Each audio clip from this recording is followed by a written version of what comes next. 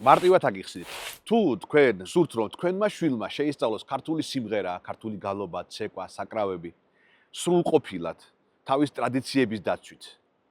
აი ამიტომ უნდა მოიყვანოთ თქვენი შვილი ტრადიციული ხელოვნების სკოლაში, რომელიც დააარსა საქართველოს უნივერსიტეტმა. ჩვენ სკოლას აქვს ასე დამოკიდებულება, რომ გვინდა მივიღოთ ყველა ის ბავშვი, ვისაც აქვს ნიჭი, ვისაც აქვს მუსიკალური სმენა და ასე შემდეგ.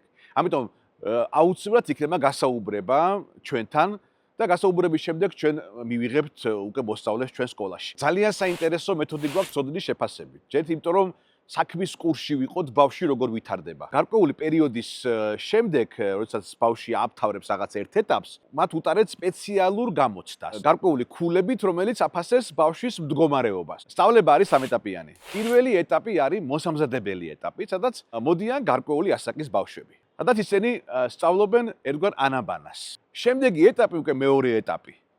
არის ფართოდ მომცველი, შეიძლება უთქვას, რომ მრავალხრივი და ძალიან საინტერესო რეპერტუარი, რა თქმა უნდა, შესაბამისი პროგრამის მიხედვით. მესამე ეტაპი ფაქტობრივად არის მათთვის, ვინც აპირებს რომ პროფესიად გაიხადოს ქართული სიმღერა, ქართული გალობა ან ქართული ცეკვა. და შემდეგ უკვე ჩააბაროს საქართველოს უნივერსიტეტის ბაკალავრიატის შესაბამის პროგრამაზე. აუცილებელი არ არის მაგალითად ყველამ გაიაროს პირველი კურსიდანვე. ანუ ბავშვი, რომელიც სხვაგან დადის და ანუ უკვე იცის სიმღერა და შესაბამისი ასაკი აქვს, შეიძლება მეორე ეტაპზე ჩავრიცხოთ ჩვენ ან სულაც მესამე ეტაპზე. სწავლა იწყება 15 სექტემბრიდან. ჩვენ ერთი თვის განმავლობაში გაძლევთ საშუალებას, რომ რეგისტრაცია გაიაროთ და მობრძანდეთ ჩვენ სკოლაში. მშობლების საყურადღებოდ მინდა ვთქვა, ძალიან მარტივია რეგისტრაცია. აი მაგალითად ამ ვიდეოს კომენტარებში იქნება ლინკი, რომლის საშუალებითაც გადახვალთ ჩვენი სკოლის Facebook გვერდზე